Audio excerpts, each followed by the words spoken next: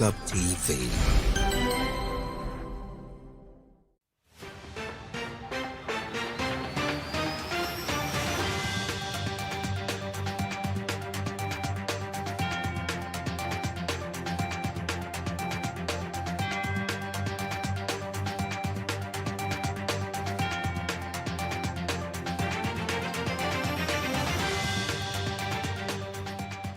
Now, thank you for joining us this Saturday evening here on Lookup TV. My name is Brian Amwai and this is Trending News. But first, the highlights. As the world celebrates World Population Day, men and women advised on safe family planning methods to curb overpopulation. Demonstrations along Kangundo Road following night demolitions that have left business owners in dismay.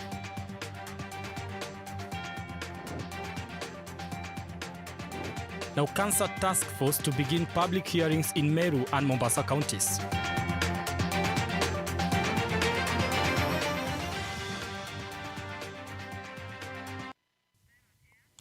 Now, as we get started on this bulletin, remember you can get in touch with us on our social media handles at Amwai Brian on Twitter at Lookup TV. Let's get started. As the world marks World Population Day tomorrow, July 11th, the aim is to raise awareness among people across the globe regarding the population issues such as the importance of family planning, child marriage, gender equality, human rights, and etc. Now, this year, due to the COVID-19 pandemic, the day will focus on the impact of the pandemic on fertility. Now, as per the UNFPA research in March 2021, around 12 million people are experience disruption in family planning. World Population Day is celebrated every year on July 11th to raise awareness among people across the globe regarding the population issues such as the importance of family planning, child marriage, gender equality, human rights, among others. This day was established by Governing Council of the United Nations Development Programme in 1989 as an outgrowth of the interest generated by 5 billion days of the estimated day when the world's population surpassed the 5 billion mark. The United Nations General Assembly, by Resolution 45-16 of December 1990, decided to continue observing this day to create awareness among people regarding the impact of the overpopulation. In 1990, this day was first celebrated by 90 countries. This day helps in creating awareness regarding the importance of family planning, civil rights, poverty, and how overpopulation is harming the progress of humanity and the ecosystem. As of now, Kenya has over 47 million people, and in the pandemic, the country has lost 3,718.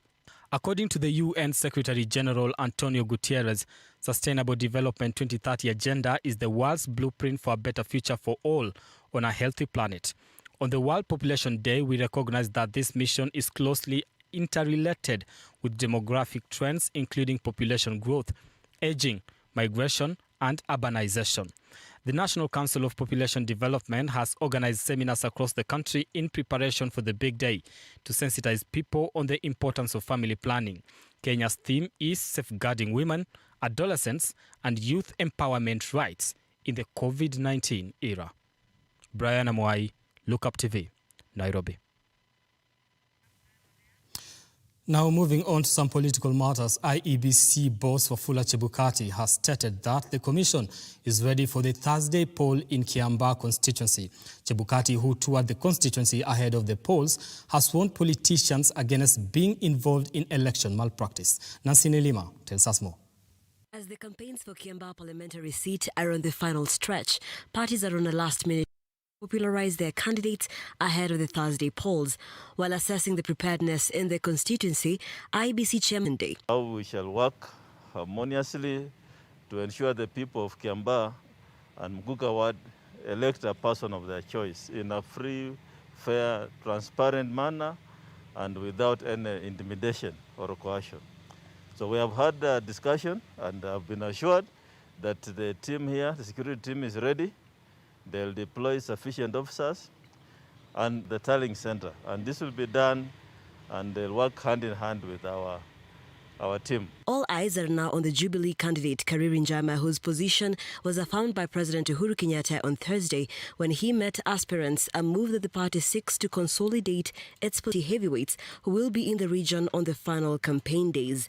Kiambaa elections will be a battle for supremacy as the Jubilee Party seeks to reinvent itself after losing the Juja, Rurie and Nyandarua by-elections. For UDA, it is all about gaining ground ahead of the 2022 elections, having registered consistent victories in the Mount Kenya region. The Kiambaa seat fell vacant in March following the death of Paul Konange at a Nairobi hospital. For now, the battle is on and only the ballot will decide. Nancy Nilima, Look Up TV. Now, thank you so much, Nancy Nilima, for that report. Now, traffic at the Kangundo Road is in a standstill as traders are protesting after their businesses have been destroyed. None of the victims were able to salvage their property.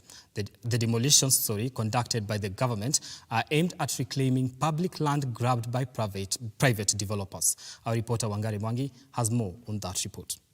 Residents and business owners along Kangundo Road on Saturday morning took to the streets to protest against demolition of their property. Several businesses and houses all the way to Manyanja Road were brought down during the operation conducted in the wee hours of Friday. Owners of the houses and businesses lit tires on the road near Mama Lucy Kibaki Hospital. The traders who have been operating at the yard for more than 10 years claim that there was no prior notice to the demolitions. Construction materials and plants valued millions of shillings were all destroyed in the early morning demolitions. Most of the victims say they did not have time to salvage their property. According to the government, the victims are said to have illegally settled in the area. Demolitions have been carried out in phases since 2019. In 2020, a notice was issued to 600 residents of Embakasi to vacate after the Kenya Power convinced the High Court they had encroached on its power line where they live. However, the Nairobi City County Evictions Resettlement and Demolitions Control Bill 2020 proposes that demolitions of unauthorized structures in the capital should be carried out within the regular working hours between Monday and Friday. Traffic at the Kangundo Road is on a standstill as parts of the road having been blocked. Wangari Mwangi, Look Up TV, Nairobi.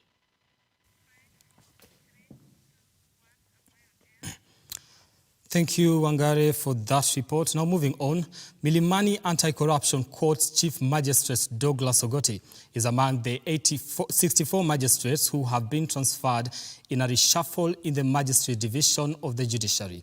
Now Ogoti has been moved to Embu effective October 12th and will be replaced by Heston Nyaga and Hezron Nyamberi, who were moved from Makadara and Winam stations, respectively. Our reporter Carol Wanjiru with that report. Chief Magistrate Douglas Ogoti, who has been handling high-profile cases such as the graft case involving former Nairobi Governor Mike Sonko and members of the Ngirita family who are the main suspects in the multi-million National Youth Service scandal, is among the 84 magistrates who have been reshuffled in the Magistracy Division of the Judiciary. Ogoti has been moved to Embu effective October 12 and will be replaced by the new Chief Magistrate Heston Nyaga and Hezron Nyamberi, who are moved from Makadara and Winam stations respectively.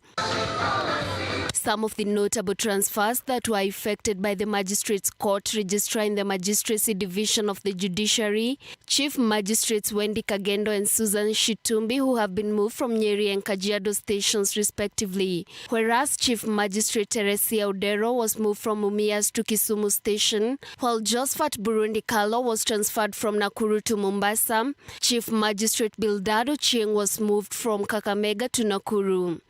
Other judicial officers affected by the reshuffle include Emily Ominda, who was moved from Madaraka Law Courts, while Kibera Magistrate Joyce Gandani was transferred to Chukam. Ogembo Chief Magistrate Dennis Mikion will move to Eldoret Commercial Courts, while Mombasa Chief Magistrate Edna Nyaloti will head to Nakuru Station. Chief Magistrate Sami Mokua was moved from Kiricho to Kapsabet, while Kiambu Chief Magistrate Stella Tambo was transferred to Thikam. Kisii Chief Magistrate Nathan Shiundu was moved to Naivasha Station. Carol Wangari Wanjiru, Look Up TV, Nairobi. Now, we'll be taking a short break, but before we do that, I'll be going through some of your comments here on Facebook. Now, Ray Osare says, great job, Amoy. I wouldn't be reading that. It's Thank you so much, Ray, for that. Somebody else says they are watching, and we appreciate you for watching. Mumbi Nyokabi says, keep it up, Amoy. Thank you so much. And Eugene Anangwe says, good job, Brown Okech, Amoy. Keep it up. Thank you so much for tuning in and watching. We'll be taking that short break. We'll be back with more news, including sports.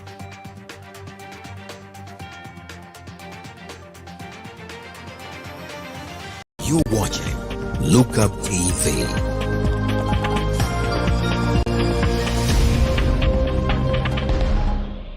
Want to grow your business? Broadcast your sermon, share birthday wishes, make funeral announcements, produce adverts and documentaries? Then book and advertise with us today by calling us on +254 700 893 542 700 893 542 or email us on sales@look-up.tv.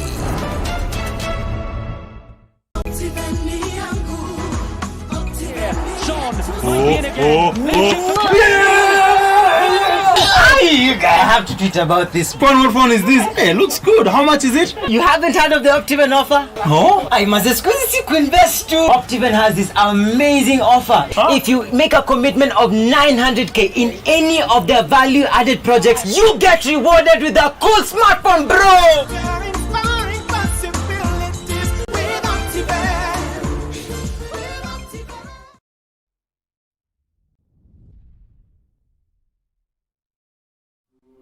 Welcome to Look Up Guest House, Retreat and Prayer Center. When you first come in, we will be happy to receive you at our reception, then proceed to our cozy and well-equipped accommodation facilities. We aim to provide our guests with a unique, comfortable, and worthwhile experience. Here at Look Up Guest House, we provide our guests with a continuous supply of room amenities.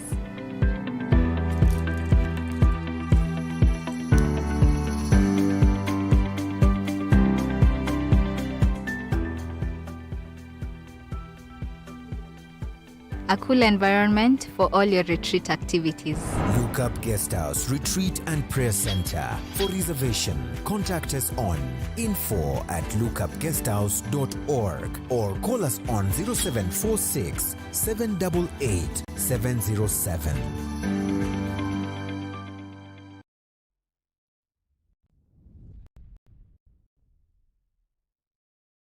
Welcome to the Natural Juicing Center. We are a unique organization that seeks to provide the community with an alternative healthcare option. We specialize in the use of a natural holistic system that focuses on building health through cleansing and nourishing of the body. We utilize a variety of natural health promoting methods in our services, which include juicing therapy, hydrotherapy, colon cleansing, massage therapy, and a comprehensive cleansing service, among others. Our juices are freshly made and tailored to each and every client's individual needs after evaluation by our team through our free consultation service. You can now book for any service or order for food supplements on our website www.naturaljuicingcenter.co.ke.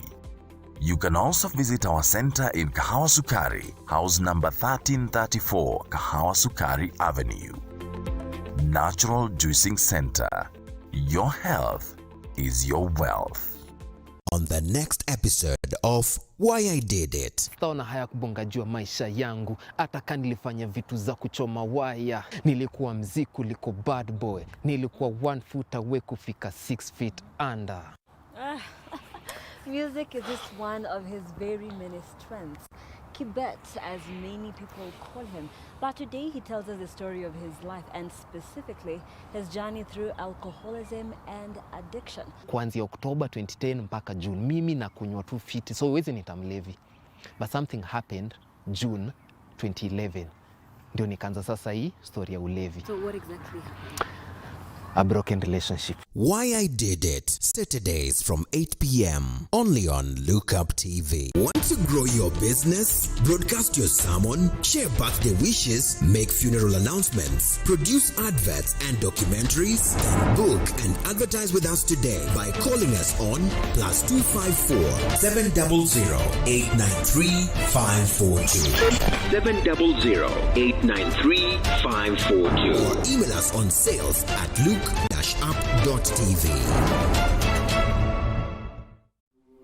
Welcome to Look Up Guest House, Retreat and Prayer Center. When you first come in, we will be happy to receive you at our reception, then proceed to our cozy and well-equipped accommodation facilities. We aim to provide our guests with a unique, comfortable, and worthwhile experience. Here at Look Up Guest House, we provide our guests with a continuous supply of room amenities.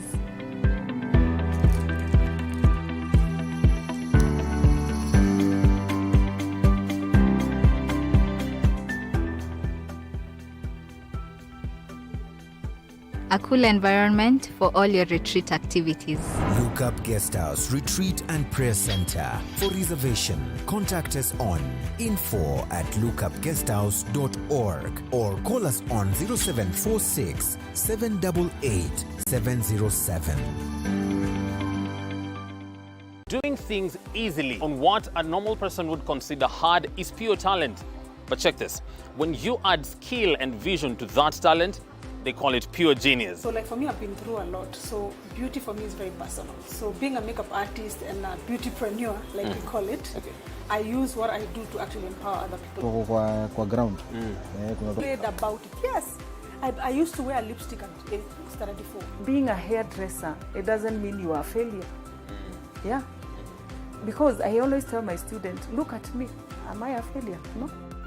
Humble Beginnings, Wednesdays from 8:30 p.m. only on Look Up TV.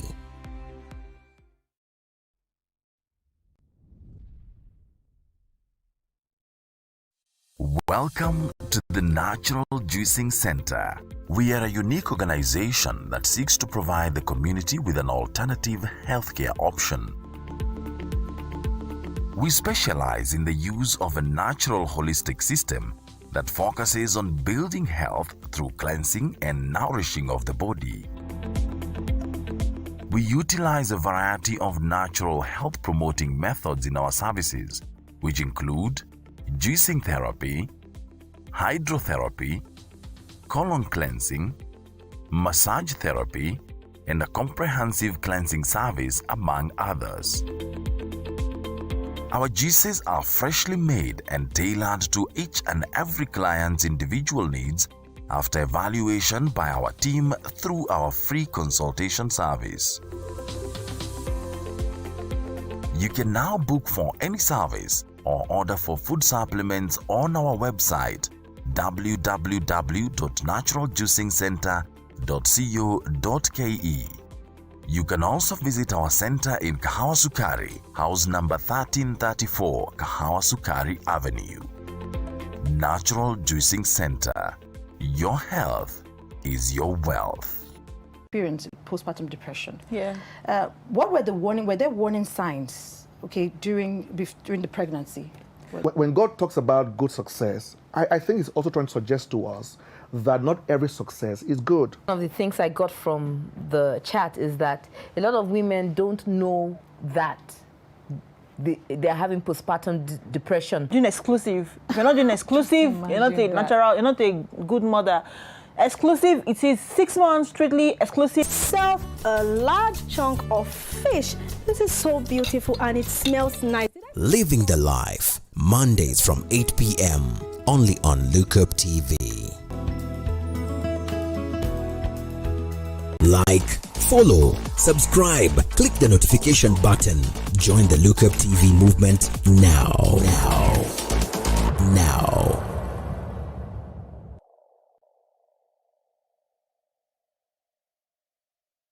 watching Look Up TV.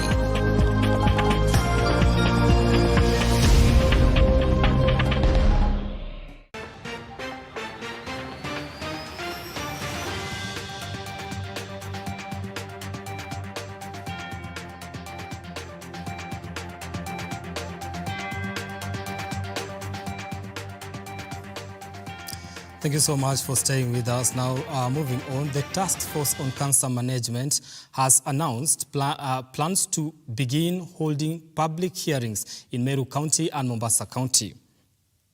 I'll take that. The Task Force on Cancer Management has announced plans to begin holding public hearings in Meru County and Mombasa County.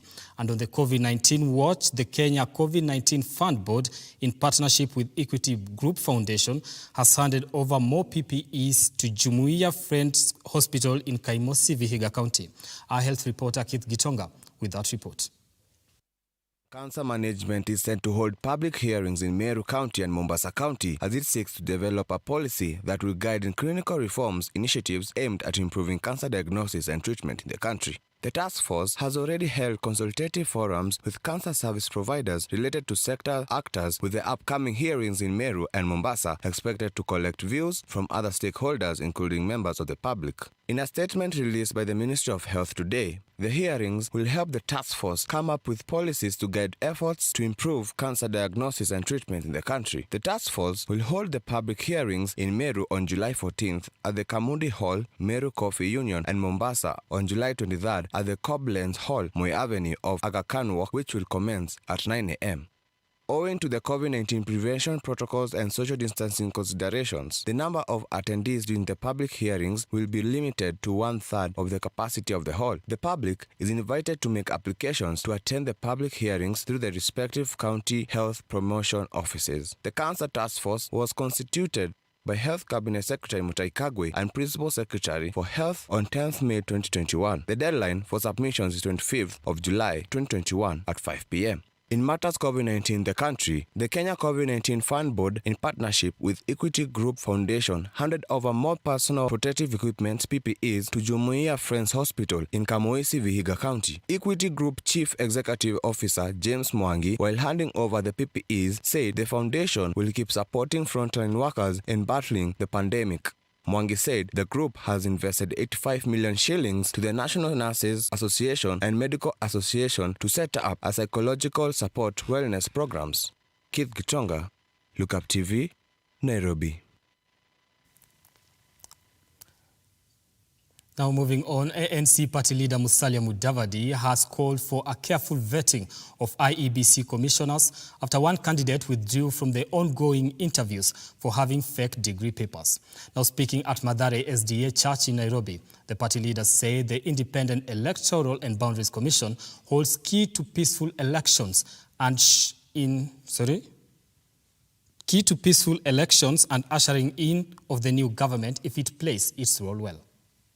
In the process of hunting for votes and urging support for his presidential bid, ANC party leader Musalia Mudavadi today joined the faithful of Mathare North SDA Church for a service called for the careful vetting of the electoral agency commissioners. Alipogundua kwamba watakuja kumpata akatoroka. Kwa hiyo ni dalili ya kuonyesha kwamba tusipochunga wakora wanatungoja kwa kila kona.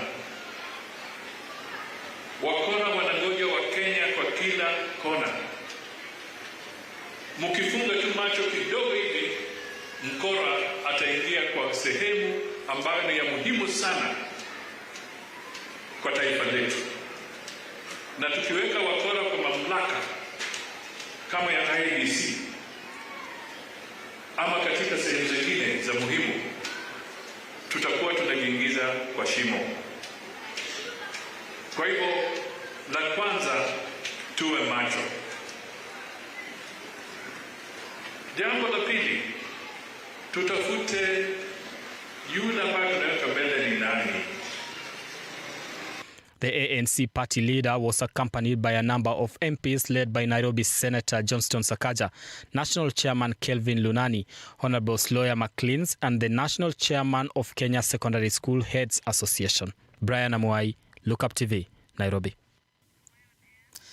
Now let's get sporty. Just 6 months after he was appointed Gor Mahia coach, Portuguese tactician Carlos Manuel Van Pinto has left the club on mutual consent after a meeting with the club executive committee earlier this week. Our very own Sylvian Ocheng gives us more.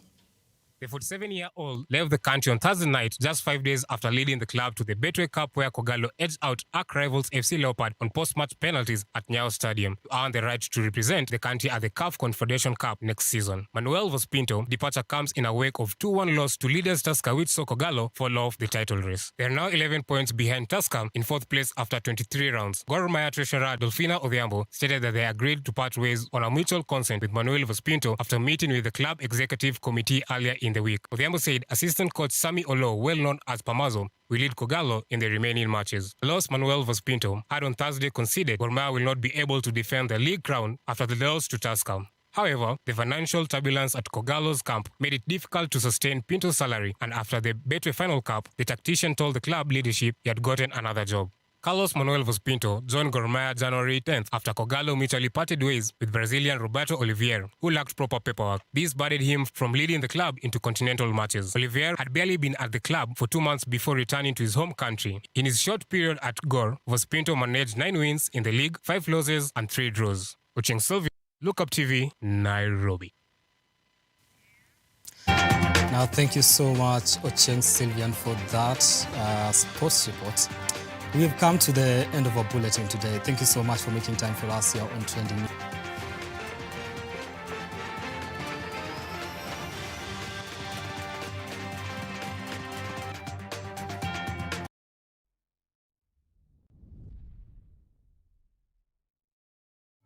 We